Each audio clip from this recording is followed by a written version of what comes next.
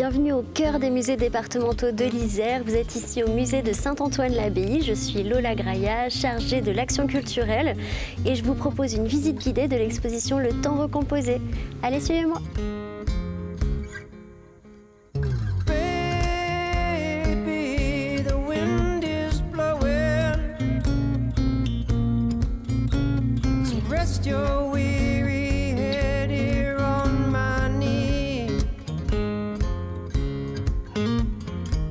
Avant d'entrer dans le vif du sujet, je vous propose de vous présenter un petit peu plus longuement le musée de Saint-Antoine-l'Abbaye. Donc on est lié ici au site abbatial majeur qu'est l'abbaye de Saint-Antoine. L'église notamment est un fleuron de l'architecture gothique en Dauphiné et elle a été le siège d'un ordre puissant. Quasi millénaire, puisque l'histoire des hospitaliers de Saint-Antoine commence au XIe siècle jusqu'au XVIIIe siècle, date de leur déclin et de leur disparition. Et donc à Saint-Antoine, ici, les hospitaliers accueillaient les pèlerins, mais aussi les malades, puisque c'était un ordre qui soignait, un ordre guérisseur. Donc on prodiguait soins, mais également chirurgie à de nombreux malades, notamment victimes du feu Saint-Antoine ou mal des Ardents. Donc, dans le musée de Saint-Antoine, vous pourrez découvrir à travers les salles du parcours permanent chronique d'une abbaye à la fois ce qu'était une communauté monastique, la figure d'Antoine, le saint tutélaire des hospitaliers, mais également comment on soignait au Moyen-Âge et la vie et le faste des derniers abbés de l'ordre, notamment dans le siècle des Lumières, c'est-à-dire avec un goût pour les curiosités, le cabinet de curiosités, mais également les livres. C'était un ordre bibliophile également.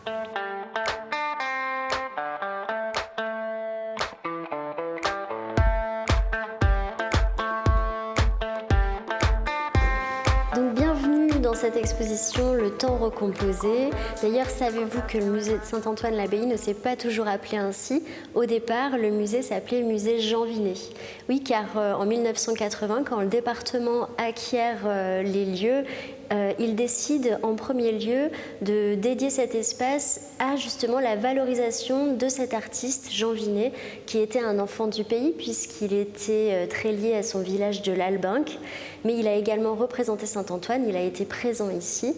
Et donc, à la suite d'une donation de sa veuve Renée Vinet, le département a conservé et valorisé un fonds très important, une collection de plus de 700 œuvres, sans compter les archives personnelles de cet artiste Jean Vinet. Dans cette exposition, Le Temps recomposé, ne sont pas présentées uniquement les œuvres de Jean Vinet, mais également celles de ses amis artistes. Donc tous ces artistes indépendants qui ont vécu dans le XXe siècle, l'ont traversé avec des styles très différents qui ont été souvent réunis sous la bannière de Nouvelle École de Paris.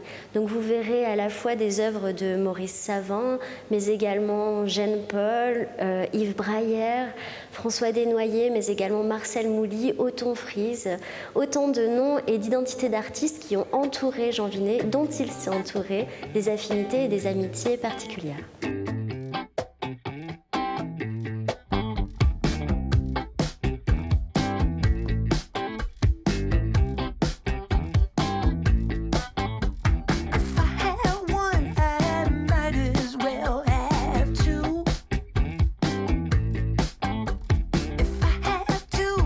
Cette exposition n'est pas monographique, il s'agit de l'œuvre de plusieurs artistes qui sont réunis. Elle n'est pas non plus chronologique, elle est plutôt organisée en thématique, donc vous retrouverez plusieurs sections différentes au cours de votre visite. Ici, on est dans la première, les paysages urbains, puisque Jean Vinet a été longtemps considéré comme le peintre de Paris. Il s'était implanté à Montmartre, il y a vécu longtemps, même s'il était enraciné dans son Dauphiné natal, et Paris, il l'a représenté à de nombreuses reprises dans des scènes plus ou moins vides de personnages, très silencieuses mais toujours très composées. Derrière moi ici vous voyez l'œuvre de François Desnoyers. François Desnoyers, c'est un artiste qui est d'une génération précédente, celle de Jean Vinet. Il est né en 1897.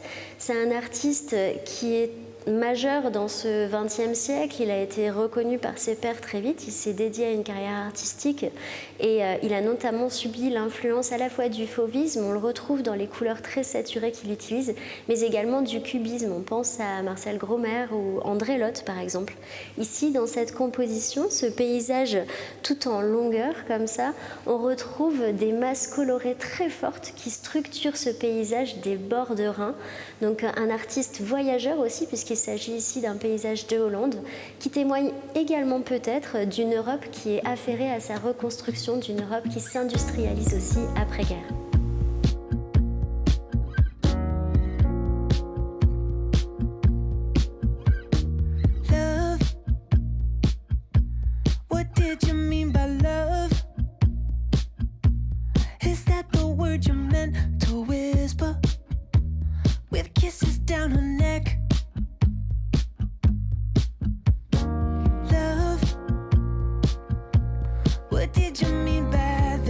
Les œuvres qui sont présentées dans l'exposition sont des œuvres qui ont accompagné Jean Vinet dans sa vie. C'est sa collection particulière. C'est étonnant une collection d'artistes parce que c'est vraiment des œuvres dont un artiste va s'entourer toute sa vie. Témoignage d'une affinité ou d'une admiration particulière, elle reflète en tout cas son goût particulier. Et ces deux œuvres-là de Lucien Mincieux ont accompagné Jean Vinet tout au long de sa vie. Elles font partie aujourd'hui de la collection du musée, c'est pour cela qu'elles se retrouvent exposées ici.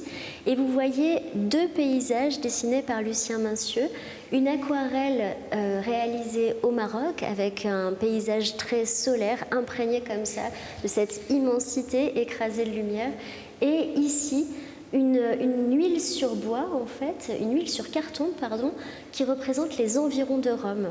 Et c'est étonnant de voir que le même artiste a un trait très délié et très différent finalement selon la technique qu'il va employer, mais avec toujours un goût qu'on va retrouver chez Mincieux pour le voyage, fermant véritablement de son œuvre.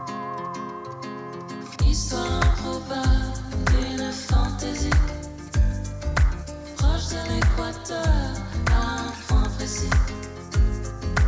Latitude 500, longitude 36. Alors dans cette section qui est dédiée au modèle féminin, on va retrouver plusieurs nus, certains académiques et d'autres plus personnels. C'est le cas ici avec le nu au canapé que vous voyez derrière moi, ou dans cette composition verticale qui est accentuée vraiment par le rideau vert à l'arrière-plan, on retrouve une figure féminine nue dans une attitude très pudique finalement. Et cette figure féminine, elle est très importante pour Jean Vinet puisqu'il s'agit de Renée Vinet, sa femme, sa muse. C'est également celle grâce à qui le musée a pu voir le jour, comme je le disais tout à l'heure en introduction, puisque c'est elle qui a fait une donation très importante de ces œuvres que vous pouvez voir ici exposées autour de moi. Donc cette composition, elle est intéressante aussi à plusieurs titres, à la fois parce qu'on est dans une mise en scène, dans une composition très étudiée. L'intérieur paraît très dépouillé, il s'agit de l'atelier au Square Carpeaux à Montmartre, dans lequel Jean Vinet s'était installé après-guerre, à son retour d'Algérie. Et peu d'accessoires, peu de décors et pourtant des couleurs très vives, très saturées, qui jouent sur les complémentaires de rouge et de vert pour donner encore plus de force à cette composition. Force qui finalement contraste avec l'apparente fragilité en fait, de ce modèle qui est complètement exposé ici au vu de tout le monde, mais que Jean Vinet traite avec beaucoup d'humanité, avec une intimité sincère que l'on arrive à percevoir dans ce regard qu'il pose sur Renée Vinet.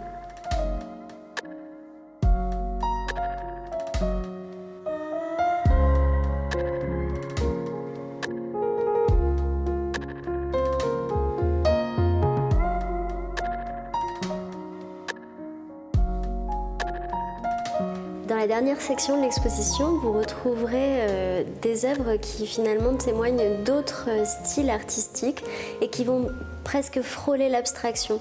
C'est le cas ici avec la composition que vous voyez de Paul Guiramant. Paul Guiramant, c'est un artiste plus jeune que Jean Vinet, il est né en 1926. Et ici, ce qui est très intéressant avec cette œuvre, c'est une lithographie, c'est qu'il utilise vraiment la technique de la lithographie, qui est cette technique de gravure en impression par couche colorée, une superposition de couleurs, en tant que médium à part entière. Et il faut savoir que la gravure, les lithographies notamment, c'était un moyen privilégié très important à l'époque, pendant tout le XXe siècle, pour diffuser l'œuvre d'un artiste, être vu, être connu et exister en tant qu'artiste professionnellement.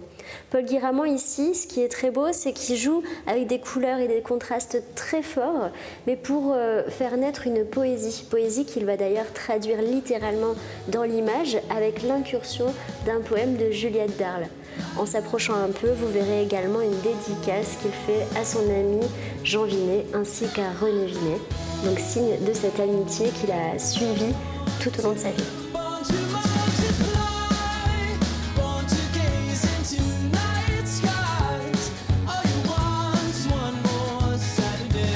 Merci de nous avoir suivis pour cette visite guidée et au plaisir de vous accueillir au musée de Saint-Antoine-l'Abbaye, au cœur de cette exposition Le Temps recomposé qui est présentée jusqu'au 11 décembre 2022. Des visites guidées sont également proposées. Suivez-nous sur musée.isère.fr pour retrouver tous les rendez-vous autour de cette exposition, ainsi que ceux programmés par les autres musées du département de l'Isère. Il y en a 11 au total et l'entrée est gratuite dans tous ces établissements.